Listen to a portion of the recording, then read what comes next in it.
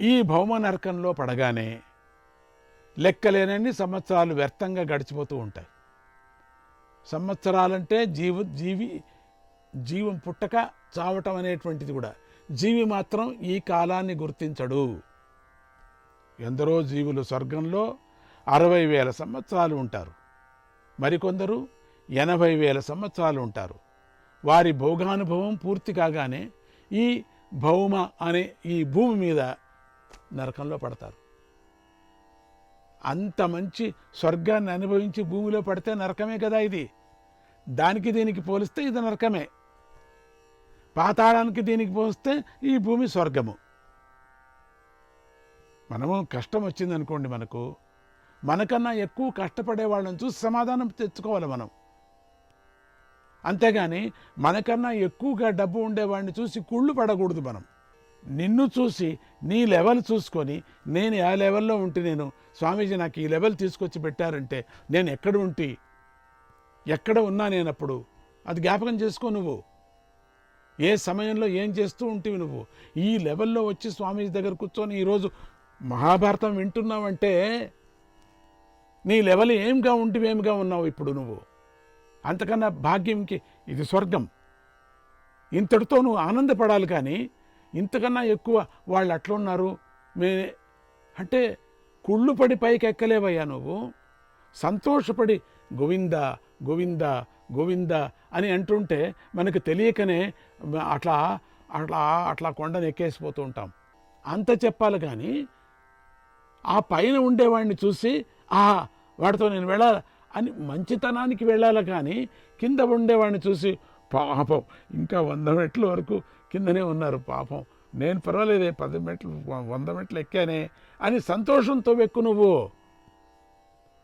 వాళ్ళని కలుసుకోవాలా అని చెప్పేసి ఎక్కువ. అంతేగాని కుళ్ళు పడద్దు. నువ్వు నీ పని నువ్వు చూడు. గోయిందా ఎక్కు, గోయిందా పెట్టు, గాలి పెట్టు, ఎక్కు, అయిపోతాం. మనోధైర్యం. అందుకని ఆ సమయంలో పెద్ద పెద్ద కోరలు గల భయంకరమైనటువంటి రాక్షసులు బాధిస్తారు. అంటే ఈ నరకంలో ఆ సమయంలో నేను చేసేటువంటి పాపాలకి అన్నాడు అష్టకుడు. మహారాజా, ఆ రాక్షసులు పాపం వల్ల ఆకాశం నుండి క్రింద పడుతున్న ఏ జీవులను బాధిస్తారు? భూమిపై పడిన తరువాత ఆ జీవులు ఎలా బ్రతుకుతారు? ఎలాంటి ఇంద్రియాలతో ఉంటారు? ఎంతోమంది పడ్డారు కింద. ఏ యాతి ఒకడే కాదు, కొన్ని కోట్ల మంది కింద పడిపోయారు. ఎంత అదృష్టవంతుడో అంటాం. పడిన వాళ్ళందరూ కూడా, ఒకప్పుడు పడిన వాళ్ళందరూ కూడా ఎలాంటి గర్భంలోకి ప్రవేశిస్తారు అని అడిగాడు. ఎంత రహస్యమైనటువంటి మాట ఇది. అష్టక, అంతరిక్షం నుండి పడే జీవి నీటి రూపంలో పడతాడు. అంతరిక్షం నుంచి పడేవాడు నీటి రూపంలో పడతారు. ఆ నీరు ఔషధి రూపాన్ని ధరిస్తుంది. నూతన శరీరానికి బీజభూతమైన రేతస్సుగా మారుతుంది. అక్కడ ఆ నీటి బిందువు రేతస్సుగా మారుతుంది. అది పుష్ప ఫల రూప కర్మాలతో కూడి పురుషుడిలోకి ప్రవేశిస్తుంది. గింజల మాదిరిగా ప్రవేశిస్తుంది, పుష్పాల్లాగా ప్రవేశిస్తుంది, పండులాగా ప్రవేశిస్తుంది. గింజలంటే అయిపోయింది, ఇక అన్నము అని అర్థం. పండులాగా ప్రవేశిస్తుంది, చక్కెరలాగా ప్రవేశిస్తుంది. అద్భుతమైనటువంటి రూపాలతో పురుషుడు రూపంతో పురుషుడి యొక్క శరీరంలో ప్రవేశిస్తుంది. స్త్రీ పురుష సంపర్కం కలిగినప్పుడు రేతస్సు అంటే పైనుంచి పడినటువంటి ఒక రేతస్సు స్త్రీ యొక్క రజస్సుతో కలిసి గర్భరూపాన్ని పొందుతుంది. ఇలా జలరూపంలోని జీవుడు వనస్పతులతోనూ ఔషధులతోనూ కూడా ప్రవేశిస్తాడు. అన్ని రూపాలతో ప్రవేశిస్తున్నాడు. గాలి, వాయువు, భూమి, అంతరిక్షాల్లో ప్రవేశించి కర్మానుసారంగా 2 కాళ్ళు గల ద్విపద, 4 కాళ్ళు గల పశువులు, చతుష్పాదాలతో గర్భరూపాన్ని పొంది ఇక్కడ జీవిగా జన్మిస్తాడు. వాళ్ళ కర్మానుసారంగా భూమి మీద గింజలు తినుకుంటూ, ఆ పండ్లు తింటూ, ఆకులు తింటూ, వాళ్ళ కర్మానుసారంగా ద్విపాద 2 పాదాలతో, చతుర్పాద 4 పాదాలతో భూమి మీద తిరుగుతున్నారు. భూమి మీద ప్రాణులన్నీ ఇలాగే జన్మిస్తాయ్యా. ఇది జీవి యొక్క కర్మ పరిణామం. దీన్నే కర్మ పరిణామం అన్నారు. ఆ మాటలు విని అష్టకుడు ఎంతో కుతూహలంతో, తాతాజీ, మనుష్య శరీరంలోకి ప్రవేశించిన జీవుడు ఈ శరీరంలోనే గర్భంలోకి ప్రవేశిస్తాడా, లేదా ఇంకో శరీరంతో ప్రవేశిస్తాడా? బాగుంది. మనుష్య గర్భంలోకి ప్రవేశించిన తరువాత జీవుడు ఎలా వృద్ధి చెందుతాడు? కన్ను, ముక్కు, చెవులు మొదలైన భిన్న ఇంద్రియాలతో చైతన్యాన్ని ఎలా పొందుతాడు? మేమందరము నిన్ను ఆత్మజ్ఞానిగా భావిస్తున్నాము, ఈ విషయాలన్నీ సవిస్తారంగా చెప్పండి అని అడిగాడు. యయాతి, ఋతుకాలంలో పుష్పరసంతో కూడినటువంటి రేతస్సును వాయువు గర్భాశయానికి చేరుస్తుంది. వాయువు చేరుస్తుందట. ఆ గర్భాశయంలో సూక్ష్మభూతాలు అధికార వహించి గర్భాన్ని వృద్ధి చేస్తాయి. సైన్స్ చెప్తుందే సెల్స్ అవే. సజాయమానో విగృహీత మాత్రః సంజ్ఞామధిష్ఠాయ తతో మనుష్యః స శ్రోత్రాభ్యాం వేదయతీహ శబ్దం స వై రూపం పశ్యతి చక్షుషా చ. గర్భంలో సంపూర్ణ అవయవాలు పొంది చైతన్యంతో ఆ జీవుడు బయటపడి భూమి యందు జన్మించి మనుష్యుడు అనే నామధేయాన్ని పొందుతాడు. సజాయమానో విగృహీత మాత్రః సంజ్ఞామధిష్ఠాయ తతో మనుష్యః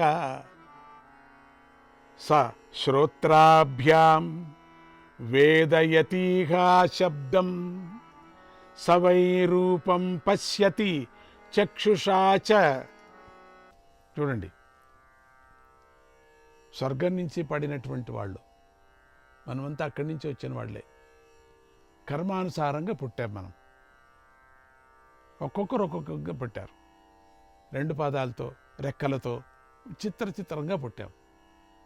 ఇక అక్కడి నుండి అతడు చెవులతో శబ్దాన్ని వింటాడు, కంటితో రూపాన్ని చూస్తాడు, నాసికతో వాసనను చూస్తాడు, చర్మంతో స్పర్శను అనుభవిస్తాడు, మనస్సుతో అంతరంగిక భావనలను గ్రహిస్తూ ఉంటాడు. ఆయన ఏనేం భావాలున్నాయో భావనలన్నీ గ్రహిస్తాడు. ఈ విధంగా ప్రాణుల శరీరంలో మహాత్ముడైన జీవుడి స్థాపన జరుగుతుంది అన్నాడు అష్టకుడు. మహారాజా, మరణించిన వాడిని దహించటం, పాతి పెట్టడం, నీటిలో విడిచిపెట్టడం జరుగుతుంది. ఇలా ఏదో ఒక విధంగా స్థూల శరీరం నశిస్తుంది. అప్పుడు శరీరంలో చేతన రూపంలో ఉన్నటువంటి జీవాత్మ ఏ శరీరాన్ని ఆధారం చేసుకొని చైతన్యం పొంది వ్యవహరిస్తుంది అని అడిగాడు. హిత్వా సోసూన్ సుప్తవన్నిష్టనిత్వా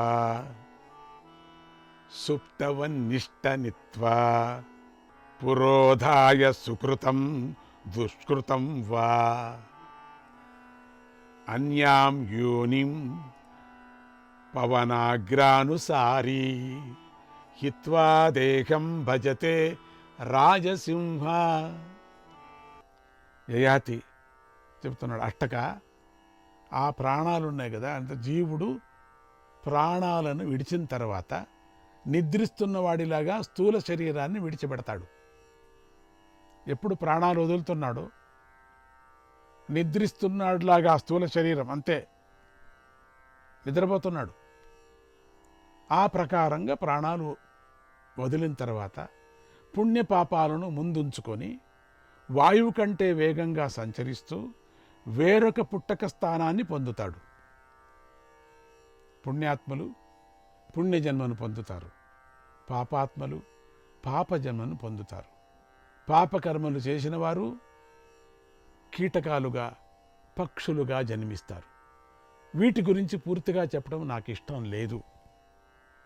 ఓ రాజసింహ, ఈ విధంగా జీవుడు అనేకసార్లు గర్భంలోకి ప్రవేశిస్తూ 6 కాళ్ళు 4 కాళ్ళు 2 కాళ్ళు కలవాడిగా జన్మిస్తూ ఉంటాడు.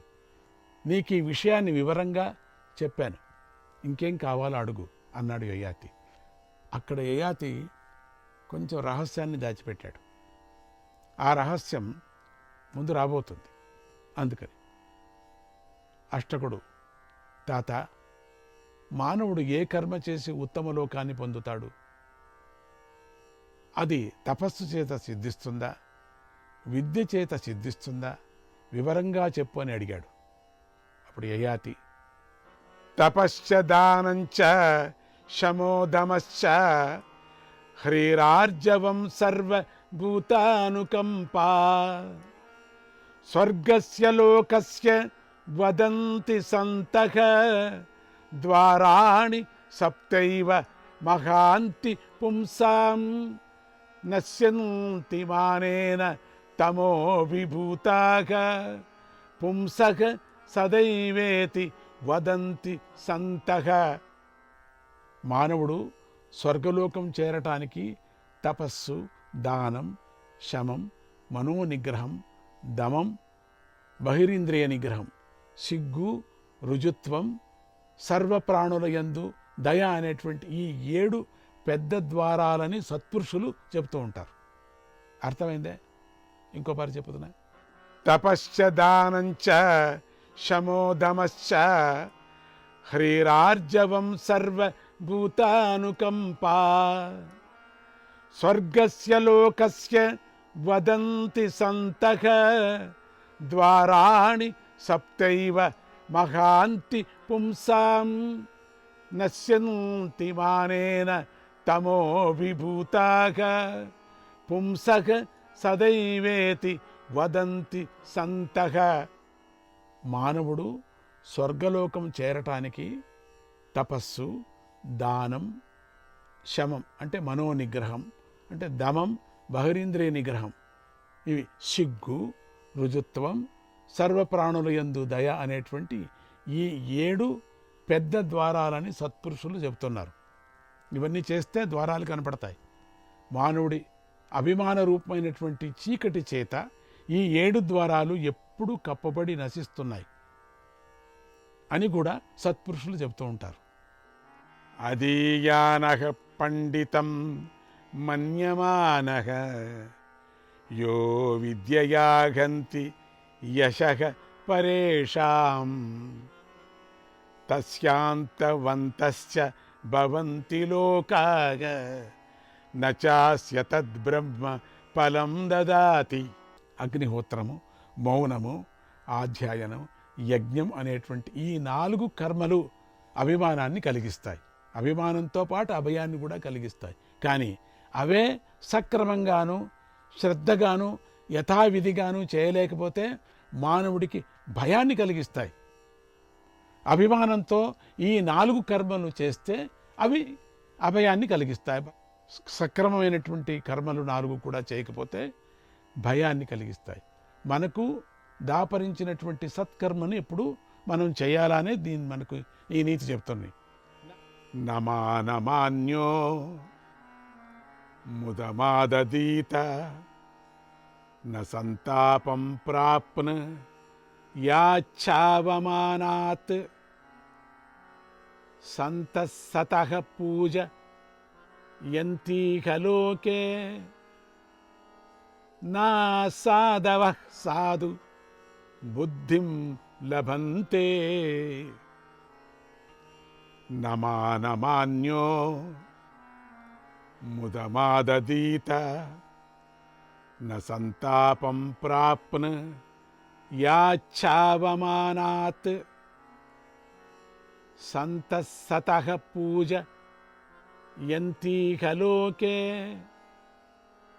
నా సాధవః సాధు బుద్ధిం లభంతే. విద్వాంసుడైన పురుషుడు తనకు సన్మానం జరిగినప్పుడు ఎక్కువగా ఆనందించడు. అవమానించబడినప్పుడు కూడా సంతాపాన్ని పొందడు. ఈ లోకంలో సత్పురుషులను ఆదరిస్తారు, గౌరవిస్తారు, పూజిస్తారు. దుష్టబుద్ధులు మాత్రం సాధుబుద్ధిని పొందలేరు. వాళ్ళు ఇతి దద్యామితి యజ ఇత్యధీయ ఇతి వ్రతం ఇత్యేతాని భయాన్యాహుః తాని వర్జ్యాని సర్వశః.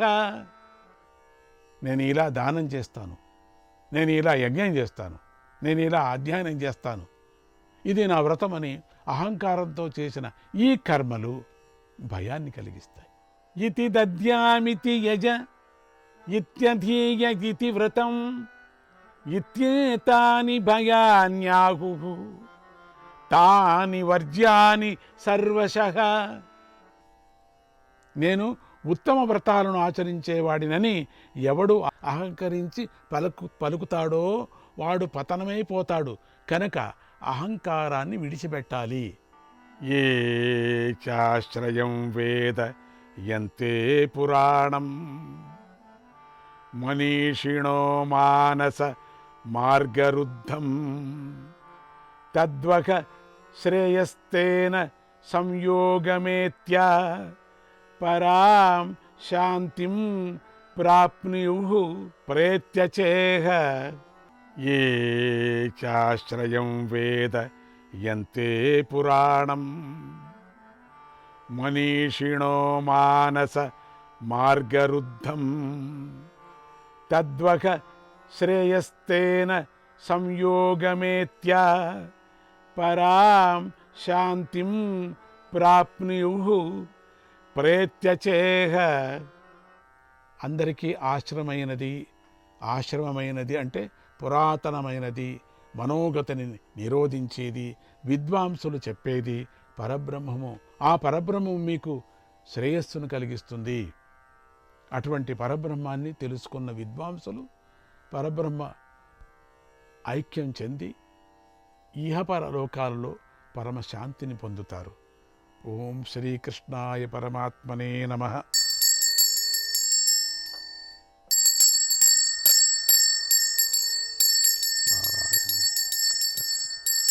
నారాయణం నమస్కృత్య నరం చైవ నరోత్తమం దేవీం సరస్వతీం వ్యాసం తతో జయముదీరయేత్.